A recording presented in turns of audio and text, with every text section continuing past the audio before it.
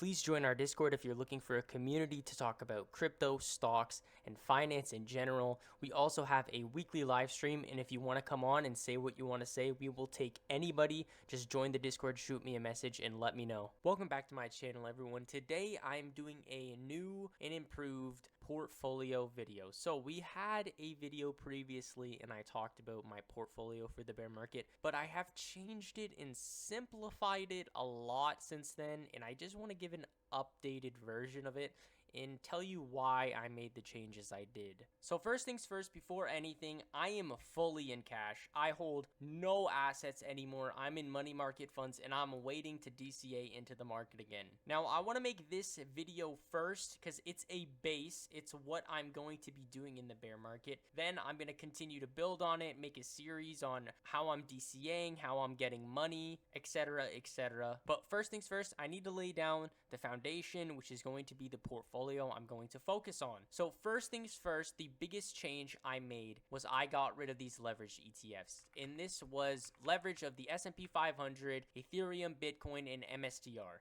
And the reason I got rid of these is because they decay over time. You can't hold them as a long-term asset. DCAing into them makes no sense. And they can only be used for really short-term trading. So yes, it's a good tool. But one of the biggest mistakes I made this cycle was using leverage. And I do not want to repeat the same mistake I made. So I'm not touching leverage. Period. I've already made that decision and I will still hit my goals with or without it. It doesn't matter. I've done the math. Now, the next biggest change is altcoins. Specifically Ethereum and Solana, because those are the only altcoins I had in the portfolio. But I want to make this clear. I don't hate altcoins. I think ETH has insane long-term potential. I think tokenization of traditional assets on Ethereum could change everything for it. And depending on how deep the bear market gets, I will definitely consider buying ETH again. But for the time being, I've removed all altcoin exposure, and I think it's because this cycle permanently damaged altcoins, the entire altcoin market. Not ETH specifically. ETH was okay, but the altcoin market as a whole. I think there was no liquidity. I think retail didn't return. Institutions didn't care, and no narrative stuck. Bitcoin dominated this entire cycle, and I don't need altcoins to hit my long-term goal. And that's the huge point, because most investors overestimate and they think they need diversification, but in reality, you could get pretty diversified just with a couple's assets. So if Ethereum does go down to these $900 or $1,200 levels, then I will definitely consider getting back in. But if we come to the Ethereum chart and we measure from bottom to low, it didn't even outperform Bitcoin and it barely broke its all-time high. Now, will this change in the next cycle? Yes, very possibly, but I think altcoins in general are done, the market as a whole, and I really do not think that it will ever be the same as it was in 2021. I don't think they will ever recover.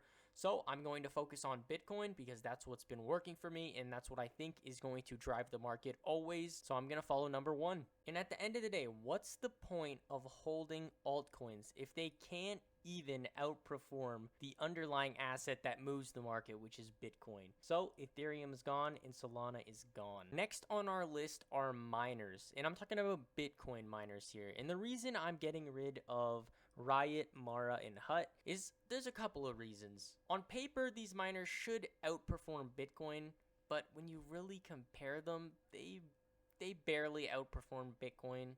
If you come to Mara, for example, we can take the 2022 lows, which are right here.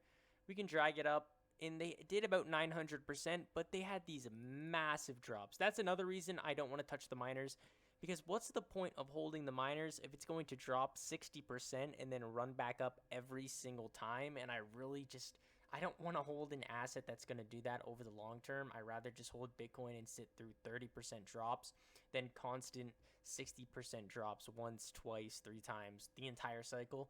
It's good for trading. I will admit that. You could definitely trade it and make a lot of money, but for holding long term, it just doesn't make sense for me. I don't want to sit through that over and over again. And if the miners could barely beat Bitcoin on upside, they destroy you on downside, I'd rather just hold Bitcoin instead. Here's another one. This is Riot. If we come here and measure the 2022 low, you could see it's only up 632%. If we come to Bitcoin, we measure from the bottom right here all the way to the top, it's up 695%. So ultimately, I just don't see a point in holding them. So I am going to be crossing them out. I ain't touching them. Okay, next thing on our list we are getting rid of is gold, silver, and the gold and silver miners.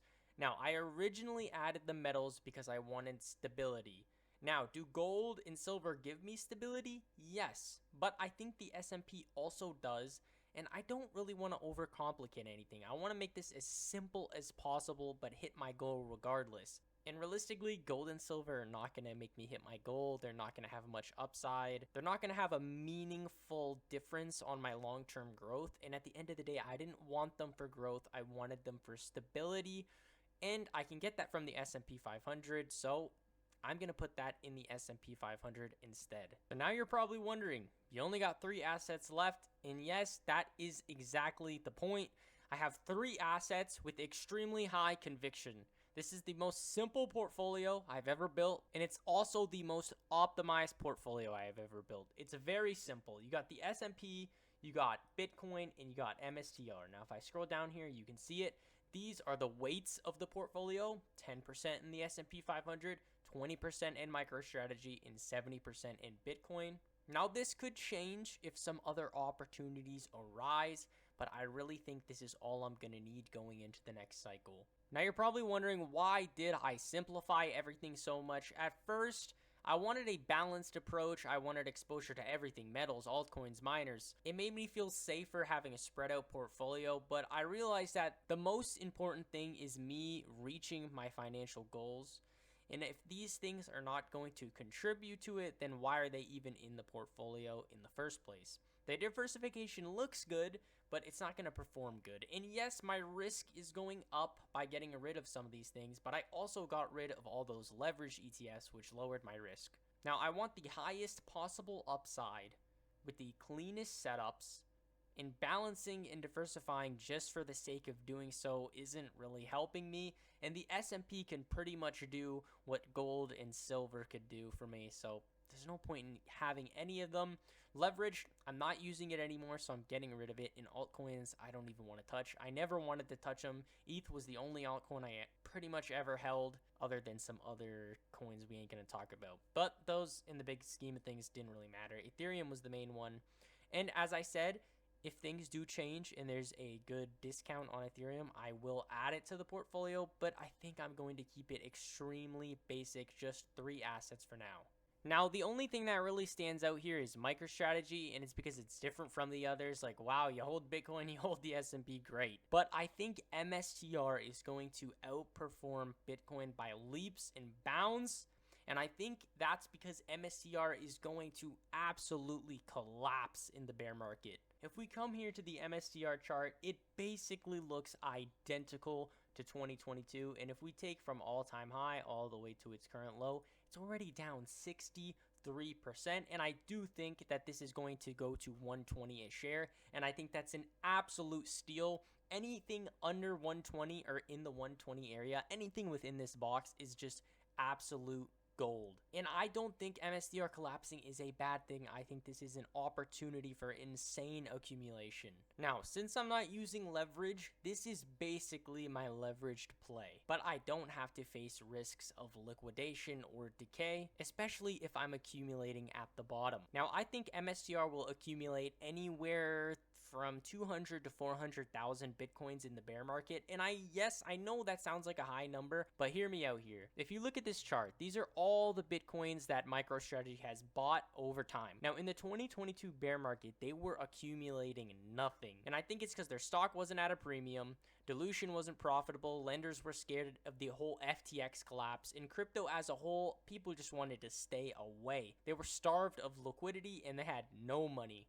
But this time around, there's preferred stock, like there's Strike and Strife. You have ETF exposure bringing legitimacy to the crypto markets, to Bitcoin. Okay, institutions are actually interested this time. They have the ability to issue new debt, MicroStrategy, and I think compared to the 2022 bear market to now, I think it's going to be very different, and I still think there's going to be plenty of money in the market for MicroStrategy to borrow and keep buying Bitcoin. Now, the main thing is their preferred shares. It's basically a cash machine in the bear market. Their Strike and Strife act like a bond instrument, right? It's supposed to have a steady yield, reduce volatility, and it can be sold for capital, right? So MSTR can keep selling these for $100 a share and just keep borrowing money, right? It gives MSTR constant fuel to keep buying Bitcoin once we go into a downturn. And once we go into a bear market in 2026, I think he will keep raising debt.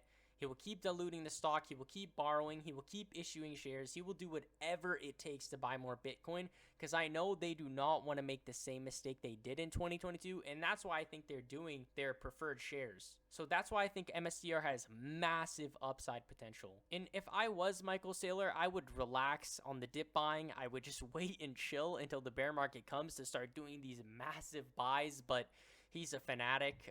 Can't really control this guy. He's going to buy whatever, whenever. But it is what it is. Now, another plus for MSTR is if you come here, their Bitcoin holdings are worth $59.44 billion. If we come back to TradingView and we scroll down and we look at this number right here, $57.66 billion is their market capitalization. That means that the Bitcoin they hold is worth more than the company itself. And I think this will keep happening once we get to the bottom. I think even though Bitcoin is going to go down to 60K and MSTR will go down to 120, I still think there will be a discount, you can say, compared to the price of their holdings versus the market cap. Now, just to keep it brief and not make this video extremely long, I'm going to end off on MSTR there.